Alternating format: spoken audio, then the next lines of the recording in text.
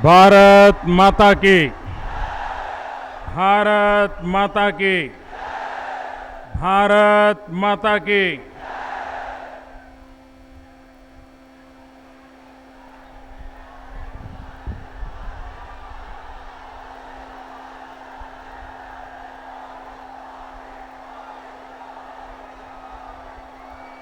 ये कुछ लोग दूसरी मंजिल पे हैं, कुछ लोग तीसरी मंजिल पे हैं।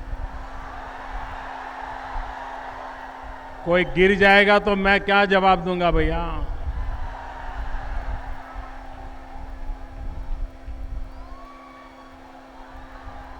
एक बार नई सरकार बनने दो, आप और नई ऊंचाइयों पर पहुंचने वाले हो, विश्वास रखिए। लेकिन अभी कम से कम नीचे उतर जाएगी।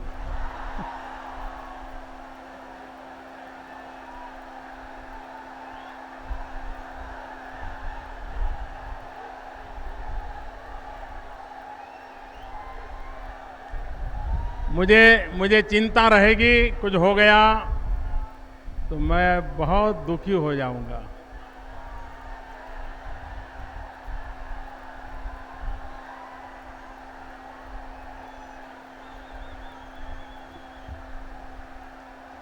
मंच पर विराजमान केंद्र सरकार में मेरे साथी श्रीमान अनंत कुमार जी, प्रदेश भारतीय जनता पार्टी के अध्यक्ष श्रीमान मंगल पांडे जी, राज्य के पूर्व उप मुख्यमंत्री श्रीमान सुशील कुमार मोदी जी, विधानसभा के नेता श्री नंद किशोर यादव जी, भारतीय जनता पार्टी के प्रभारी श्री भूपेंद्र यादव जी, केंद्र में मंत्री परिषद के मेरे साथी श्रीमान राधा मोहन सिंह जी, श्री रविशंकर प्रसाद जी, श्री धर्मेंद्र प्रधान जी, श्रीमान राजीव प्रताप रूडी जी, श्रीमान गिरिराज सिंह, श्रीमान राम कृपाल यादव जी, श्रीमान रामविलास पासवान जी और हमारे बिहार के पूर्व मुख्यमंत्री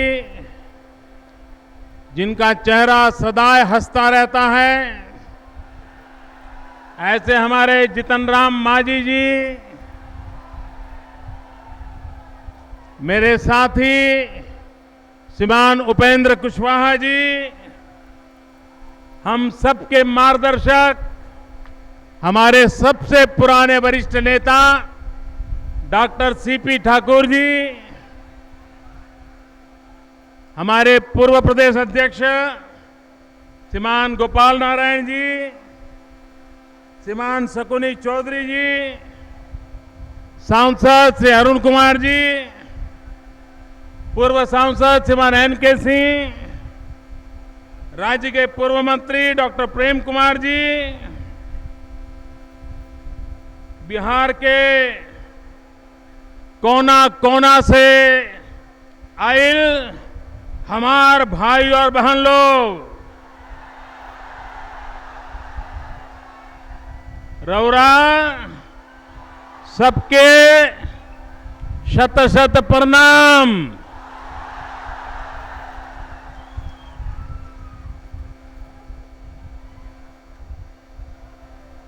जब मेरे से यहां इस कार्यक्रम के लिए समय मांगा गया, मैं कल्पना नहीं कर सकता था कि ऐसा हुजूम मुझे देखने को मिलेगा।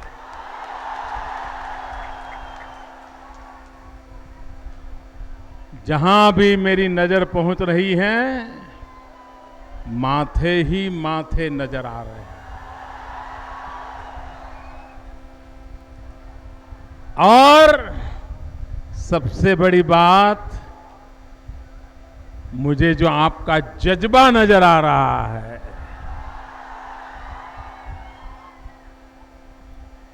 सारे पॉलिटिकल पंडित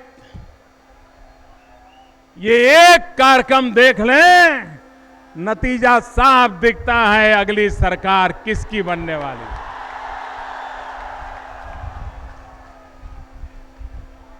भाइयों बहनों,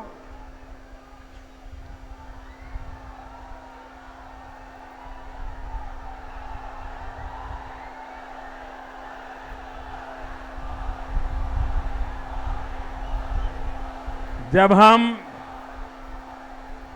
पहले सोशल मीडिया में कभी ट्वीट करते थे तो यहां के एक नेता बड़ी मजाक उड़ाते थे और वो कहते थे ये चहकते हैं। बोले चहकना बड़ा मखौल उड़ाते थे। आज उन्होंने भी चहकने का रास्ता पसंद कर लिया और आज जब मैं उतरा तो उन्होंने ट्वीट किया था कि 14 महीने के बाद आप बिहार आ रहे हैं, आपका स्वागत है। मुख्यमंत्री जी, स्वागत के लिए मैं आपका बहुत आभारी हूं।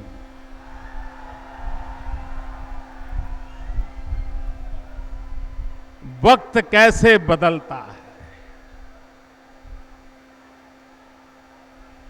और बदले हुए व्यक्ति का अंजाम कैसा होता है। वो भी एक वक्त था, वो कहा करते थे हमारे पास एक मोदी है, दूसरे मोदी की क्या जरूरत है। बिहार में आपको आने की क्या आवश्यकता है, आप बिहार मत आइए। और आज देखिए अपनों का विरह कितना परेशान करता है, अपनों की दूरी कैसी बेचैन बनाती है। पिछले 10 साल के जो प्रधानमंत्री थे वो 10 साल में एक बार हवाई निरीक्षण करने आए थे और मेरा 14 महीना का विरह भी यहां के मुख्यमंत्री को परेशान कर रहा है, दुखी कर रहा है। एक एक दिन कितना भारी गया होगा उनका। अपनों से जब इतना प्यार होता है, इतना लगाव होता है, तो उनकी जरा दूरी मुश्किल ही करती है। लेकिन आप चिंता मत कीजिए, मैं अब आ गया हूं।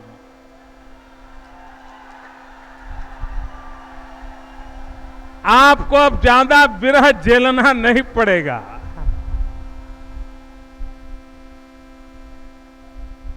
भाइयों बहनों, मैं आपसे पूछना चाहता हूं, आप जवाब दोगे? आपको लगता है कि बिहार में बदलाव होना चाहिए, हालात बदलने चाहिए, स्थिति बदलनी चाहिए, अंधेरे से उजाला होना चाहिए, बेरोजगारी से रोजगारी आनी चाहिए, गुंडागर्दी से मुक्ति चाहिए, सुख शांति की जिंदगी चाहिए। अगर भाइयों बहनों, अगर ये चाहिए तो मुझे सेवा करने का अवसर दीजिए।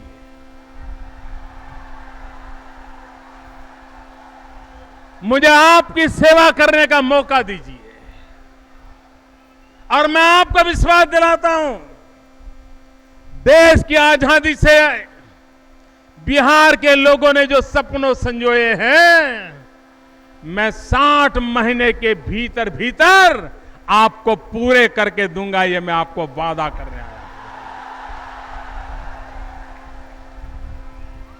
हम जिम्मेवारियों से भागने वाले लोग नहीं हैं, हम जिम्मेवारियों को लेने वाले लोग हैं।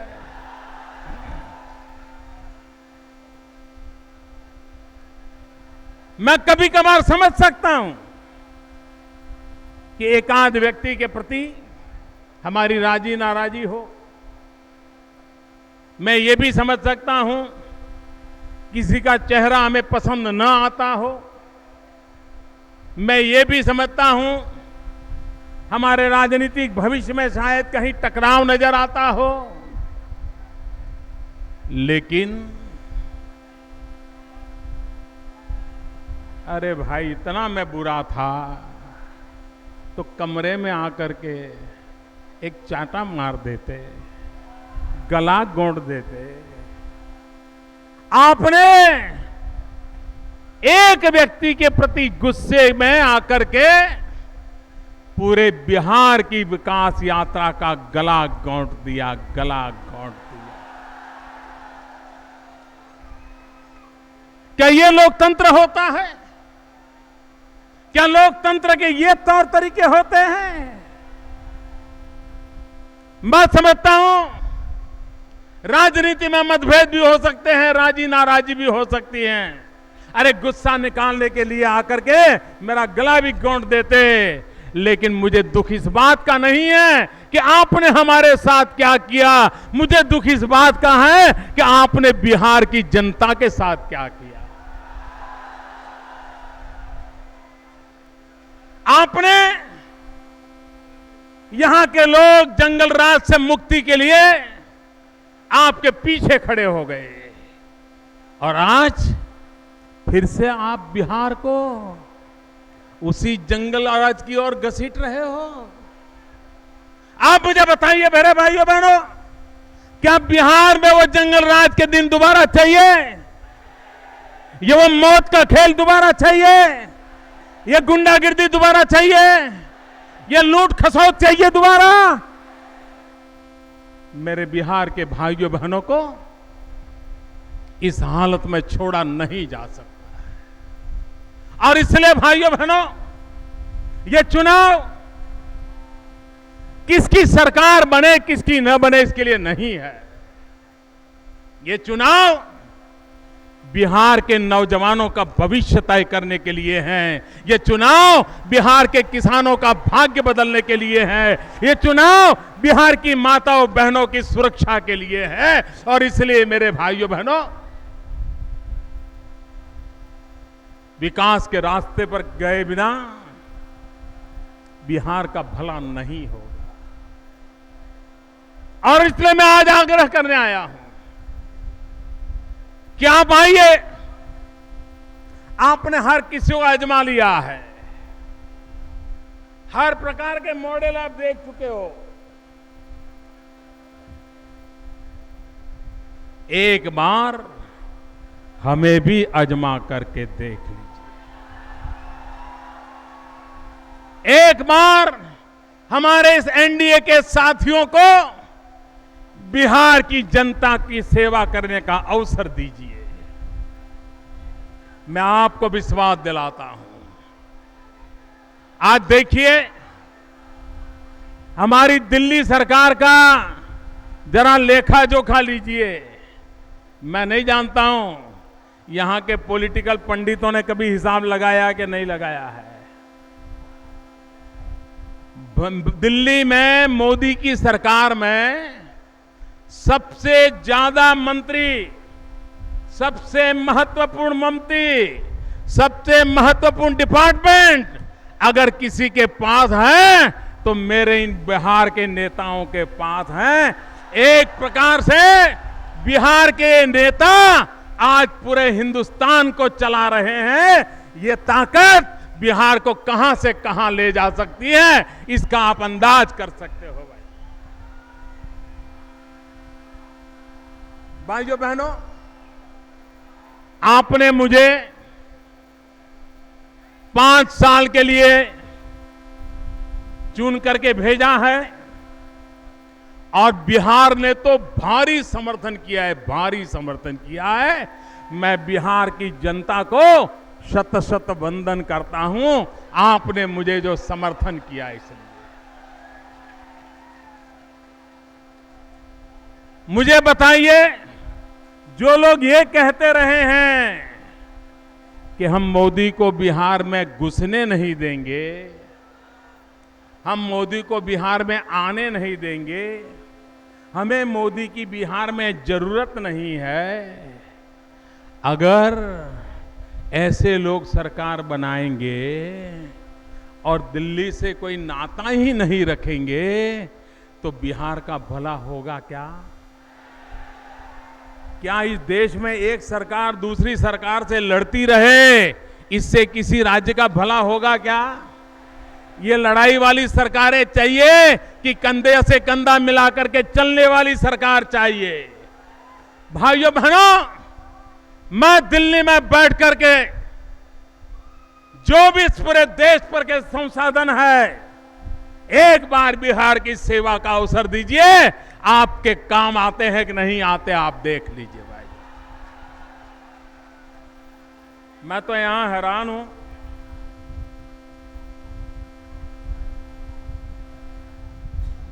मेरा जन्म गुजरात की धरती पर हुआ, द्वारकाधीश गुजरात में है, भगवान श्री कृष्ण गुजरात के लोगों के आराध्य देव हैं।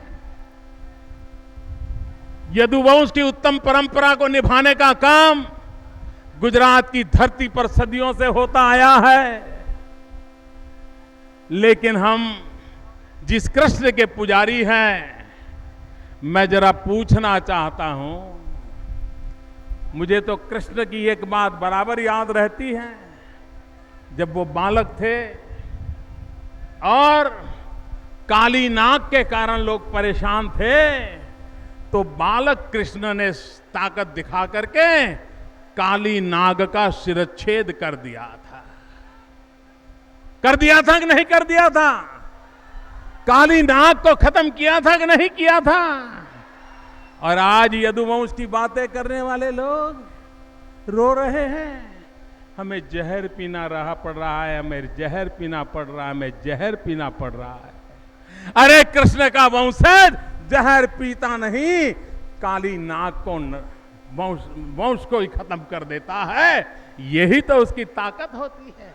और आपने तो जहर पिया क्योंकि आपका स्वार्थ है। अपने बेटी बेटियों के लिए कुछ आपको इंतजाम करना है, लेकिन आपने सभी यदुवंशियों को जहर पीने के लिए मजबूर क्यों किया? उनको जहर पीने के लिए मजबूर क्यों कर दिया? क्या गुनाह है उनका? और इसलिए मैं तो हैरान हूं, अखबारों में पढ़ते हैं यहां पर क्या चर्चा चल रही है, यहां के किसानों का भला होगा कि नहीं होगा, चर्चा नहीं हो रही। नौजवान को रोजगार मिलेगा कि नहीं मिलेगा, चर्चा नहीं हो रही है। गुंडागिर्दी खत्म होगी कि नहीं होगी, चर्चा नहीं हो रही है। उद्योग कारखाने लगेंगे कि नहीं लगेंगे, चर्चा नहीं हो रही है। गांव में बिजली आएगी कि नहीं आएगी, चर्चा नहीं हो रही है। किसानों को पानी मिलेगा कि नहीं मिलेगा, चर्चा नहीं हो रही है। चर्चा क्या हो रही है? कौन सांप है, कौन सांप नहीं है, कौन जहर पीता है, कौन जहर पिलाता है। अरे भाई, ये तुम दोनों तय कर लो, तुम दोनों तय कर लो, सांप कौन है, जहर कौन है, कौन जहर पिलाता है, कौन जहर पीता है। आप दोनों का अंदरूनी मामला है, कमरे में बैठ करके तय कर लो। इस बिहार की जनता को जहर पीने के लिए मजबूर मत करो। यह आपका अंदरूनी मामला है। बिहार की जनता को तो पीने का पानी चाहिए, बिहार के नौजवान को रोजगार चाहिए, बिहार में उद्योगों का विकास चाहिए, बिहार में सड़कें चाहिए। भाइयों बहनों, बिहार में चुनाव तो अब आए हैं। ये पिछले चुनाव में जब वोट लेने निकले थे, अभी रामविलास जी बता रहे थे, उन्होंने अपने भाषण में भी कहा, उन्होंने आपको कहा था कि अगर 2015 में अगर मैं आपको बिजली न पहुंचाऊं तो मैं वोट मांगने के लिए नहीं आऊंगा, ऐसा कहा था।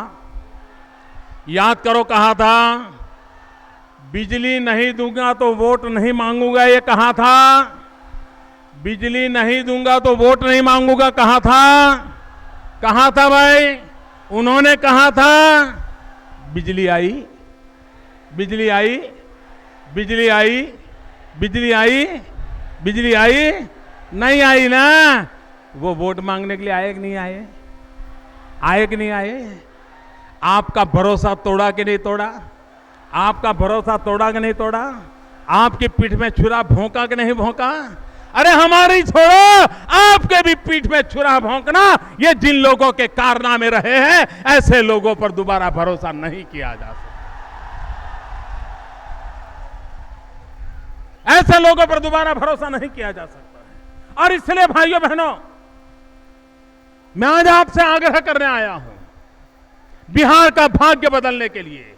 बिहार के पास न सिर्फ बिहार का भाग्य बदलने के लिए, लेकिन बिहार के पास पूरे हिंदुस्तान का भाग्य बदलने की ताकत है मेरे भाइयों बहनों, पूरे हिंदुस्तान का। इतने प्राकृतिक संसाधन है, इतने उत्तम प्रकार का मानव बल है, इतनी महान शक्ति का स्रोत है, जो कभी सदियों पहले पूरा देश जिस धरती के लिए गर्व करता था, उस धरती के संतानों में आज भी वो ताकत है हिंदुस्तान को गर्व दिलाने की। वो मुझे पुनः वापस लाना है भाई, वो मुझे पुनः वापस लाना है। और इसलिए मैं आपके पास आया हूं। भाइयों बहनों, अब सवाल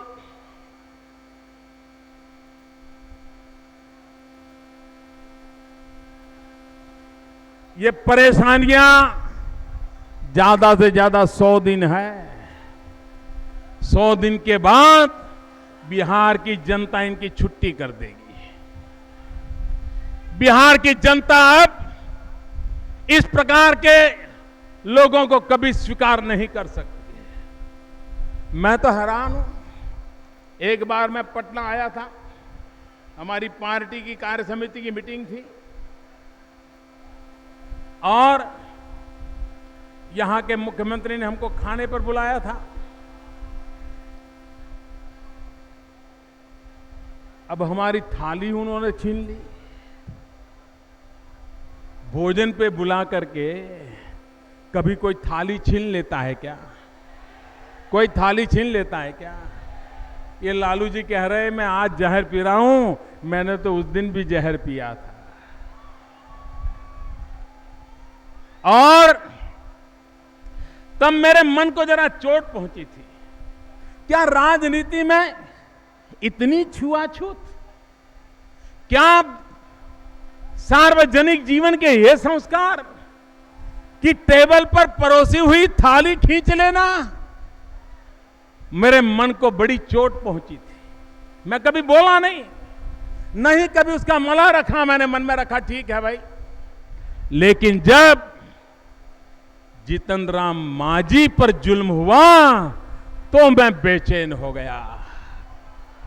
मुझे लगा अरे मोदी का क्या क्लास है, उसकी तो थाली खींच ली, एक चाय वाले के बेटे की थाली खींच ले, गरीब के बेटे की थाली खींच ले, लेकिन एक महादलित की तो सारी की सारी पूंजी, सारा पुण्य खींच करके ले लिया।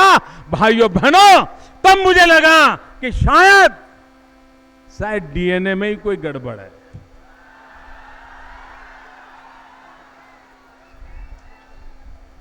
क्योंकि लोकतंत्र का डीएनए ऐसा नहीं होता है। लोकतंत्र का डीएनए अपने विरोधियों को भी आदर और सत्कार देने का होता है। लेकिन भाइयों बहनों, इन्होंने जो लोकतंत्र सीखा है, इन्होंने जो लोकतंत्र चलाया है, जिसमें जॉर्ज फर्नांडिस का क्या हुआ, इसी धरती से जुड़े थे जॉर्ज फर्नांडिस, इनके साथ क्या किया गया, सुशील मोदी जो कंधे से कंधा मिला करके दौड़ते थे, उनके साथ क्या किया, ये सारे नेता कभी न कभी उनके साथ कंधे से कंधा मिलाकर के काम किया है। उनके साथ क्या किया? क्या भाइयों बहनों, अब भी लोकतंत्र के इस डीएनए को आप नहीं समझ पाएंगे क्या? क्या ऐसे लोगों को माफ करेंगे क्या? क्या ऐसे लोगों को माफ करेंगे क्या भाइयों बहनों? और इसलिए आज मैं आग्रह से कहने आया हूं कि बिहार को हम ऐसे तत्वों के भरोसे नहीं छोड़ सकते। बिहार में दोबारा जंगल राज नहीं आने देंगे।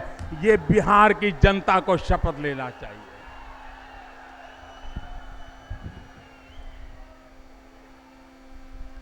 ये आरजेडी का पूरा अर्थ मालूम है क्या? आरजेडी का पूरा अर्थ मालूम है क्या? आरजेडी का पूरा अर्थ मालूम है क्या? आरजेडी का पूरा अर्थ होता है रोजाना जंगल राज का डर। आरजेडी का मतलब होता है रोजाना जंगल राज का डर। आरजेडी का मतलब क्या होता है? आरजेडी का मतलब आरजेडी का मतलब आरजेडी का मतलब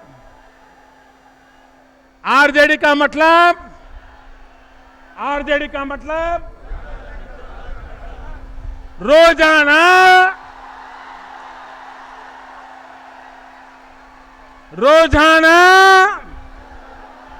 जंगल राज का डर। क्या ये रोजाना जंगल राज का डर चाहिए क्या आपको? उस डर से मुक्ति चाहिए कि नहीं चाहिए? और इसलिए भाइयों बहनों, ये चुनाव ये रोजाना जंगल राज के डर से मुक्ति का चुनाव है। ये रोजाना जंगल राज के डर से मुक्ति का चुनाव है। और इसलिए मैं कहने आया हूं मेरे भाइयों बहनों, आप देखिए पहले भी सरकारें हुई, बिहार के साथ क्या हुआ है और हम बिहार के साथ क्या कर रहे हैं। आज मैं अनेक कार्यक्रमों का उद्घाटन करके आया हूं, शिलान्यास करके आया हूं। हजारों करोड़ की बैंड सौगात आज बिहार की धरती को दे करके आया हूं। भाइयों बहनों,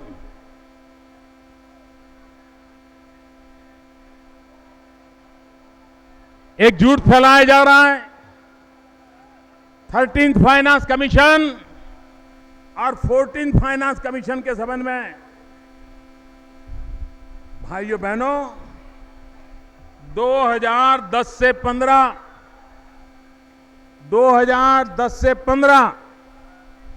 जब किसकी सरकार थी आपको मालूम है?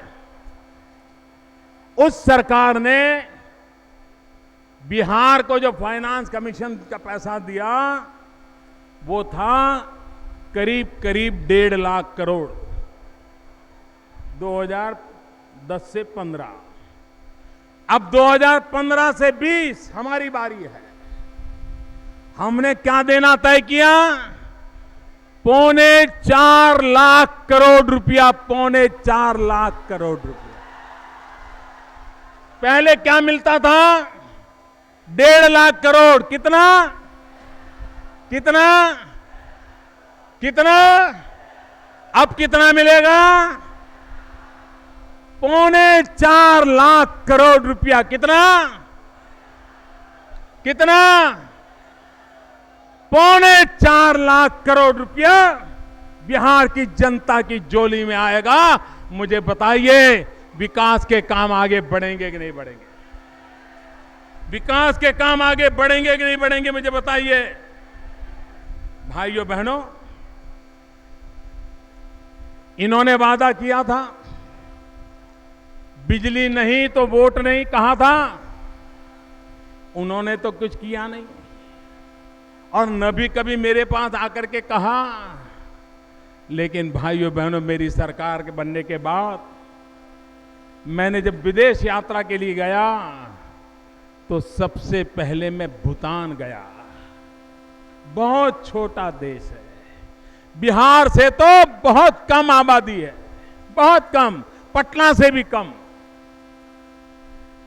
भूटान गया और भूटान में जाकर के कौन सा करार किया, कौन सा निर्णय किया? भूटान के अंदर भारत सरकार धन लगाएगी और पानी से पैदा होने वाली बिजली, हाइड्रो प्रोजेक्ट, जल विद्युत, उसके लिए करार किया, शिलान्यास किया। और भाइयों बहनों, भूटान में जो बिजली पैदा होगी उसका सबसे ज्यादा हिस्सा ये मेरी बिहार की जनता को दिया जाएगा। ये निर्णय हमने किया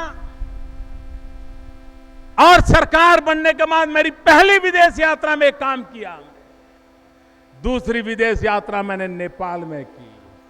नेपाल में भी जल विद्युत का करार किया और वहां से भी बिजली बनकर के कहां आएगी? इसी इलाके में आएगी। भाइयों बहनों, मुझे बताइए, आज इतना बड़ा बिहार, 300 मेगावाट बिजली के भी आप मालिक नहीं हो, जबकि आपको 5000 मेगावाट बिजली की जरूरत है। ये सरकारों ने सिर्फ 300 मेगावाट बिजली बनाई है। बाकी बिजली ये बना पाएंगे क्या? इतने सालों में बिजली नहीं दे पाए, वो दे पाएंगे क्या? दे पाएंगे क्या? मैं वादा करता हूं, मेरा अनुभव है, मैंने करके दिखाया है। मैं बिहार में 24 घंटे घरों में बिजली देने का वादा करने के लिए आया हूं दोस्तों। और बिजली आती है तो अकेली बिजली नहीं आती। बिजली आती है तो सिर्फ घर में रोशनी आती है, ऐसा नहीं है। बिजली आती है, उसके साथ ही जीवन बदलना शुरू हो जाता है।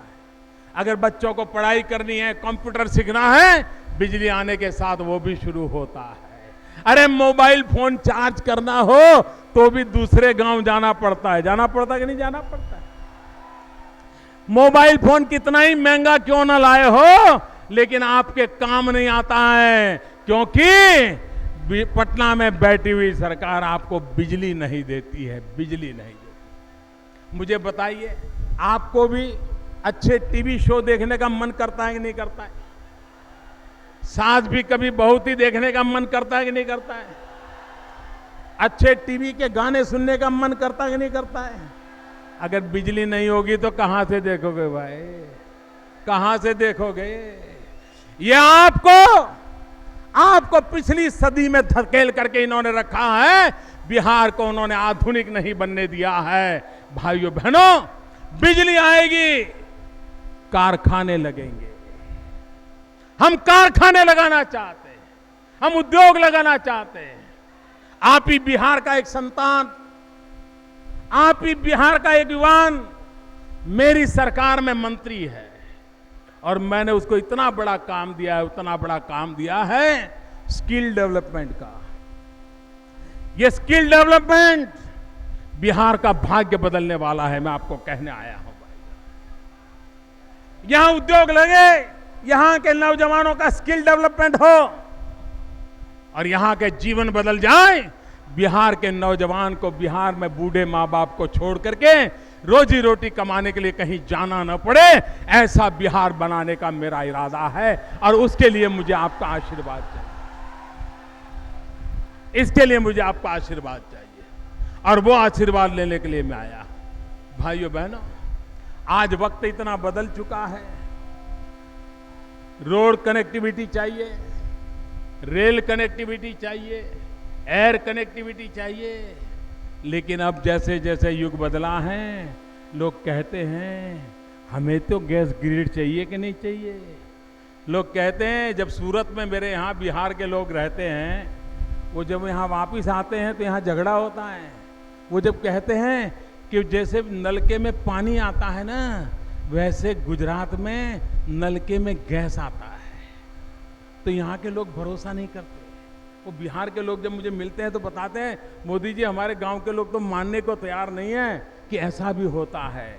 मेरे बिहार के भाइयों बहनों, वो दिन अब दूर नहीं है जब मैं पटना तक शुरुआत करूंगा और सैकड़ों किलोमीटर लंबी गैस की पाइपलाइन लगा करके पटना में घरों में गैस देना प्रारंभ कर दूंगा और आगे आगे बिहार के और स्थानों पर भी गैस जाएगा। रसोई घर में टैप चालू करते ही गैस आएगा।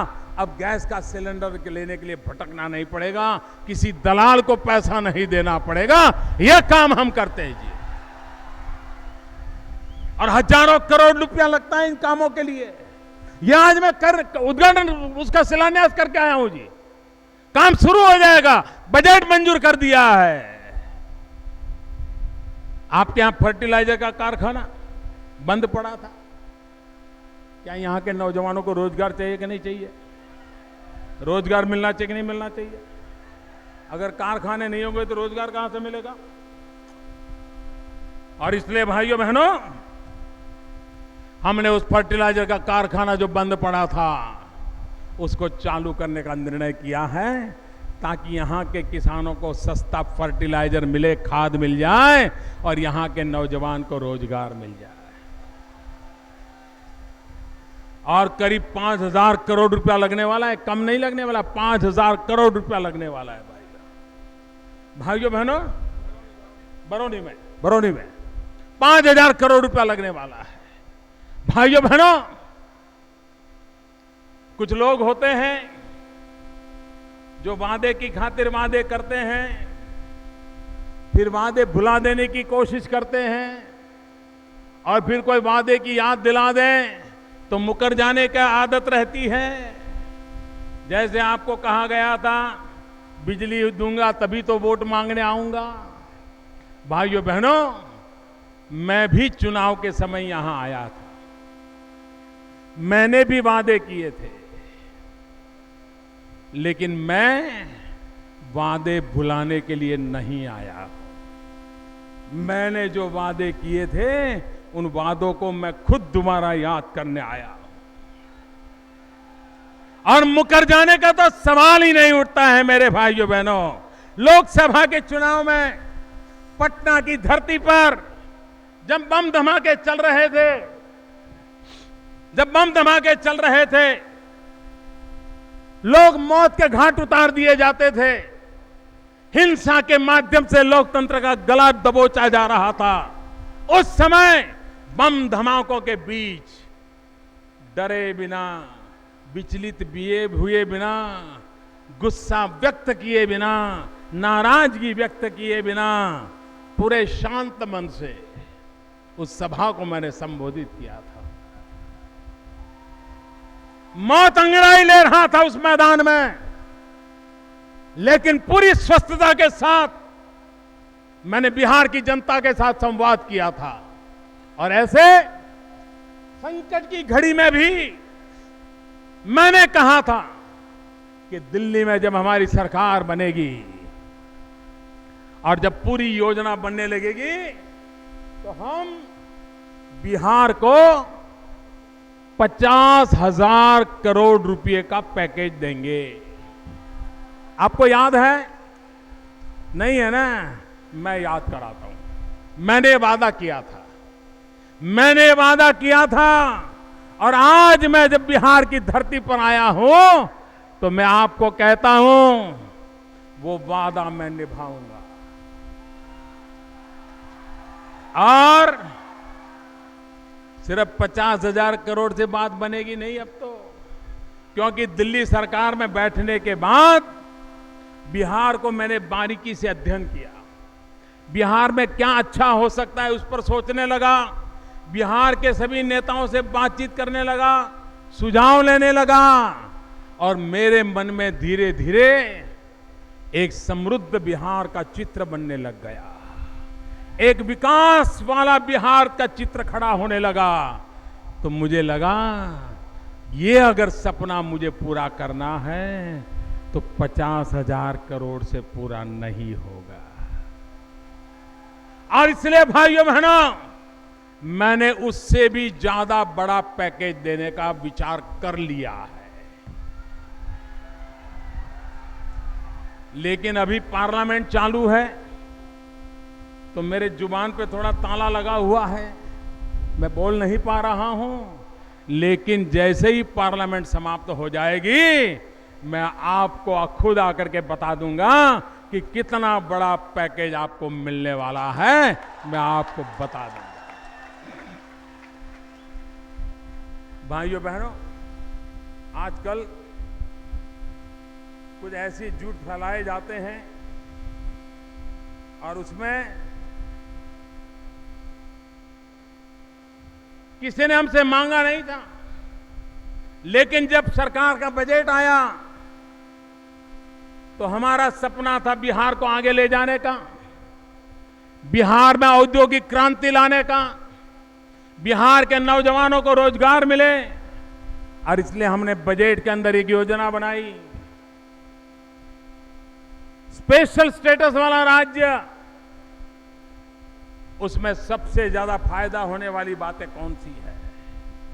और हमने पाया कि स्पेशल स्टेटस में दो बड़ी महत्वपूर्ण बातें हैं, और हमने तय किया कि जो सबसे बड़ा फायदा है वो बिहार को मिलना चाहिए, बिहार को मिलना चाहिए। और इसलिए मेरे भाइयों बहनों, हमने बिहार के लिए नए इंडस्ट्रियल इन्वेस्टमेंट करने के लिए 15% इन्वेस्टमेंट अलाउंस और 15% का एडिशनल डेप्रिसिएशन अलाउंस, इसमें रिडक्शन का हमने घोषित कर दिया।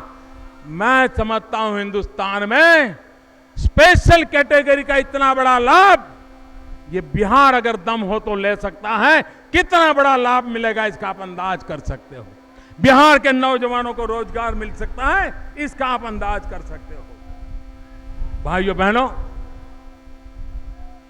अभी तो ये शुरुआत है, लेकिन ये जो मैं नजारा देख रहा हूं, इससे मुझे साफ लगता है कि जैसे लोकसभा में आपने मेरा साथ दिया, विधानसभा में भी उससे भी बढ़कर आप मेरा साथ दोगे। और बिहार में भाइयों बहनों, बिहार में इस बार आप निर्णय कर लीजिए, 2/3 बहुमत के साथ ही सरकार बनाएंगे।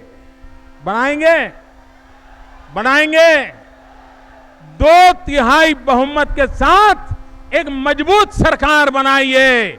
और मुझे बताइए, किसी ट्रैक्टर को एक इंजन लगा हो तो ज्यादा तेज चलता है कि 2 इंजन लगे हो तो ज्यादा तेज चलता है? बताइए, कितने इंजन चाहिए? कितने इंजन चाहिए? कितने इंजन चाहिए? तो आप दिल्ली में तो इंजन आपने दे दिया, अब बिहार में इंजन दे दीजिए। 2 इंजन से बिहार की गाड़ी ऐसी तेज चलेगी भाइयों, पिछले 60 साल में जो नहीं हुआ, वो तेज गति से हमारा विकास की यात्रा आगे बढ़ेगी। इसी एक संकल्प के साथ मैं फिर एक बार एनडीए के मेरे सभी साथियों का हृदय से अभिनंदन करता हूं, और बिहार का भाग्य बदलेगा, इस विश्वास के साथ आप सबका बहुत बहुत धन्यवाद।